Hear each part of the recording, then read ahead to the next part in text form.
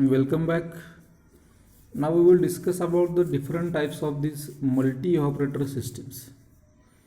So depending upon the construction, depending upon the arrangement of throttle valves, depending upon the temperatures at each and every evaporator, there are different types of or variety of multiple evaporator systems are there. So in this system, multiple evaporators at different temperature with single compressor and back pressure valve.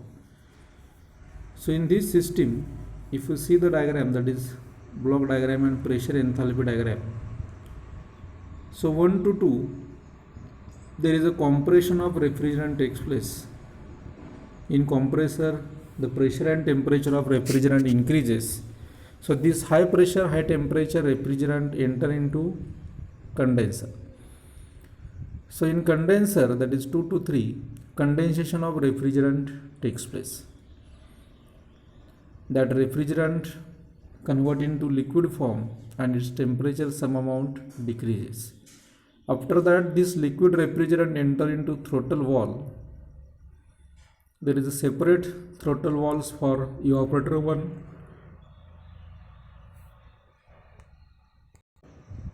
and evaporator 2. So 3 to 4 is the expansion of refrigerant takes place for evaporator 2, and 3 to 5 the throttling or expansion of refrigerant takes place for evaporator 1.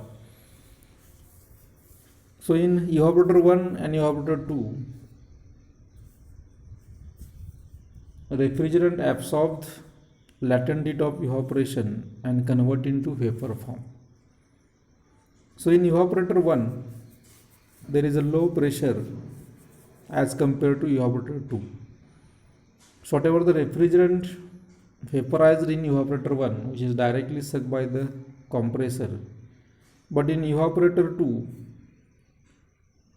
pressure is mover, so we have to require the back pressure valve to reduce that pressure, that is pressure of refrigerant at outlet of evaporator.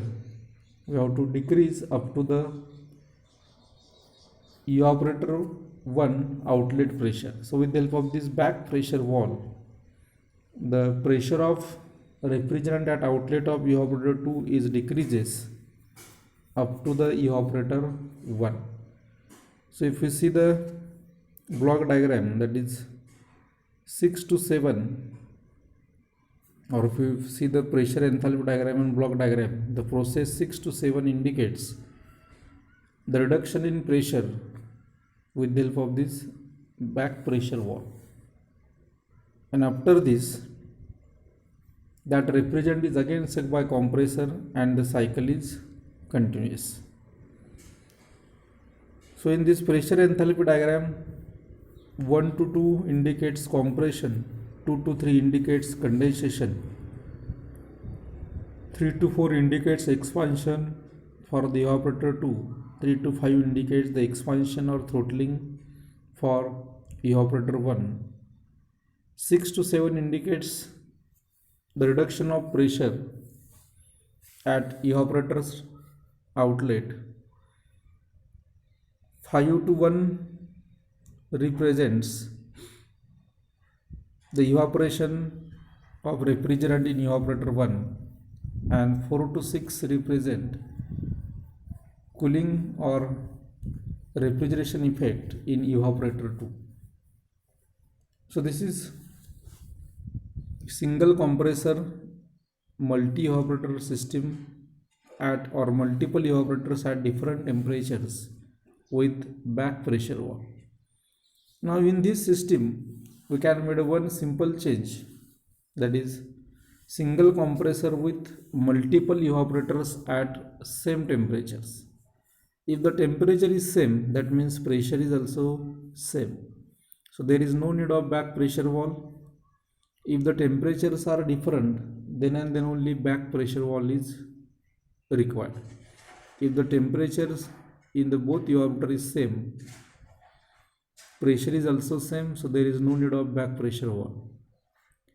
So in that case, there is a small change in pressure enthalpy diagram.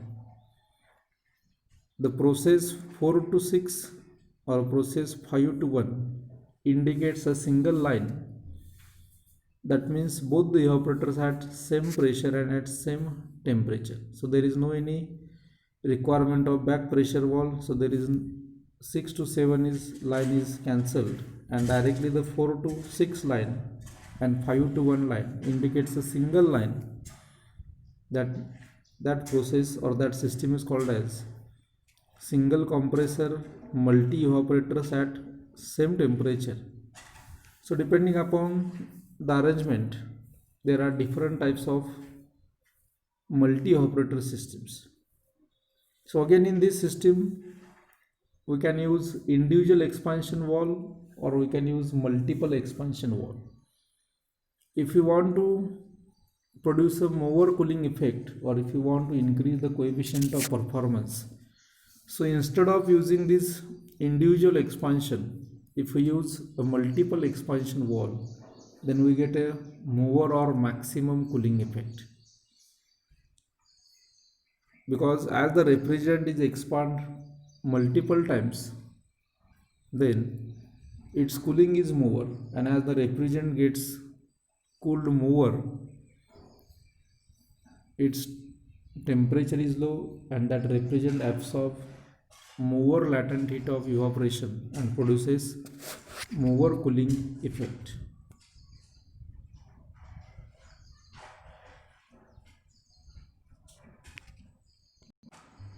The advantage of these types of system is, with the help of single compressor we can produce different temperatures at different location, or we can produce same temperature at different location. That means the coefficient of performance of these systems is more, or we can reduce the cost of the system by using the single compressor.